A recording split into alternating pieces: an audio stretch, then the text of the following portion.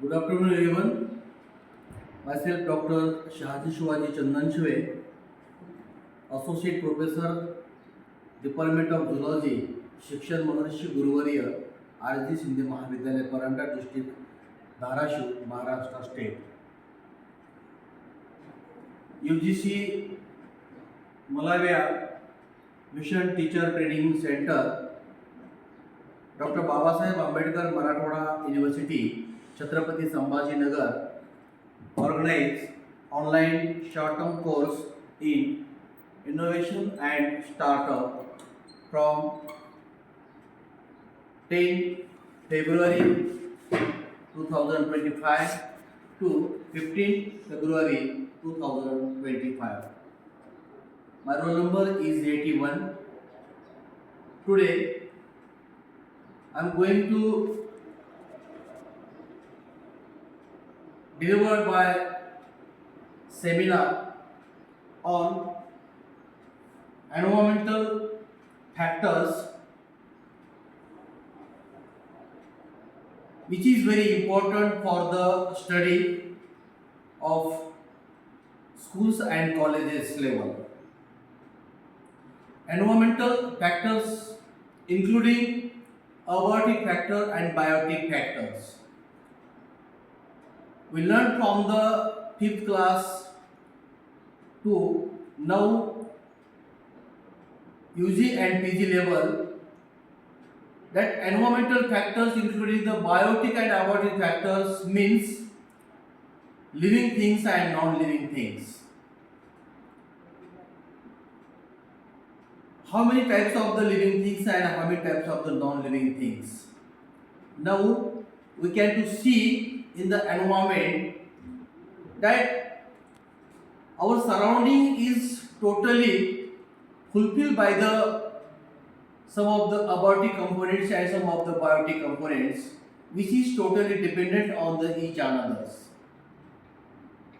Biotic components, living things, which is required air, water, temperature, land, soil, etc. are biotic components for the development and the progress of the living things, which is present in the water body, which is known as the aquatic animals, which is present on the land, which is known as the terrestrial animals, and some of the organisms and living things are available in the or ordering here and there in the air, which is known as the aerials animals or birds.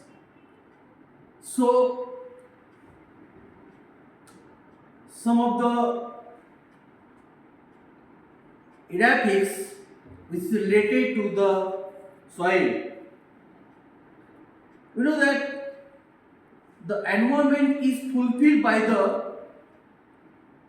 both components, and both components, when we are going to study in details about that, we found the number of things, number of biotic components.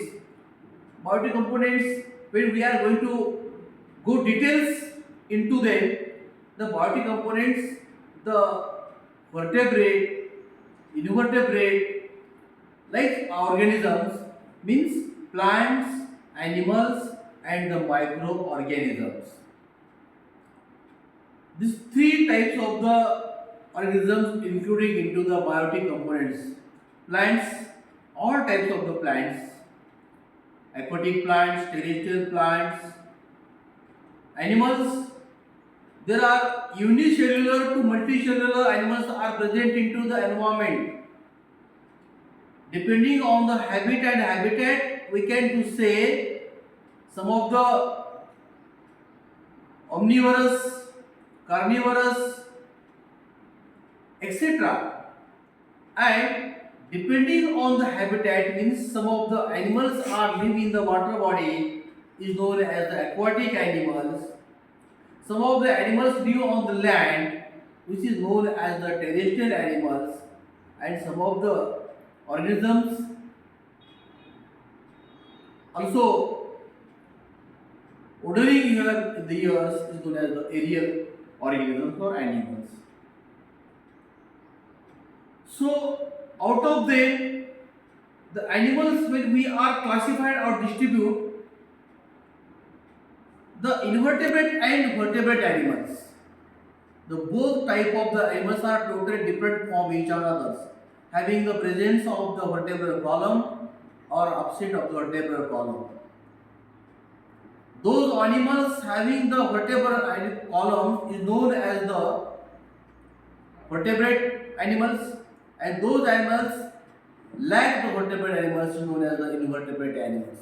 Invertebrate animals, we can give the example of the protozoa, porifera, coelenterata, arthropoda, mollusca, echinodermata. So these are the totally invertebrate animals, and some of the vertebrate animals.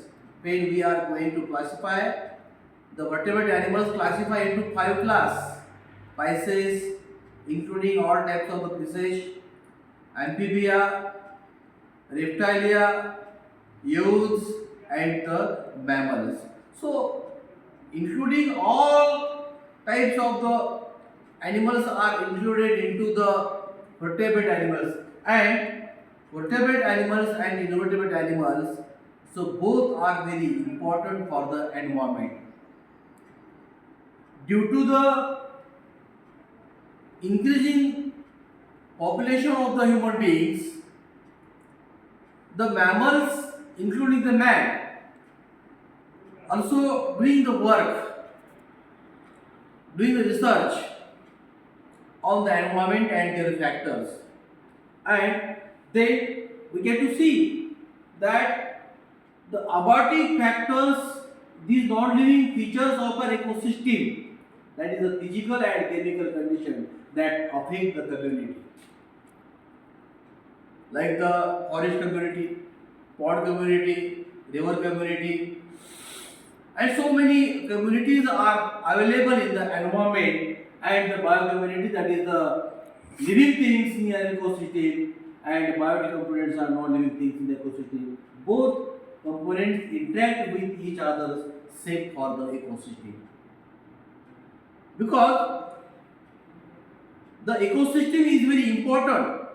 Ecosystem, for example, forest ecosystem. Some of the forested plant species and some of the animals which is present into the forest, they also interact with each other. They are not dependent with each other. Animals are dependent on the plant and their products, like the plant leaves, stems, fruits, etc. That is why forest is very important for the wild animals, as it is the pond ecosystem or river ecosystem. Many aquatic animals present into the water body, because water is the life of the aquatic animals. Without life, they cannot be live. That is why where there is the water body is available, there the number of ecosystems will be produced, and then we get to see abiotic factors: temperature, light intensity, air speed, water, humidity, pH, dissolved oxygen, salinity, nitrate, phosphate, and other some of the plant nutrients. So these are the abiotic factors. Also, we can to identify. Now we get to see here the abiotic factors in a woodlands.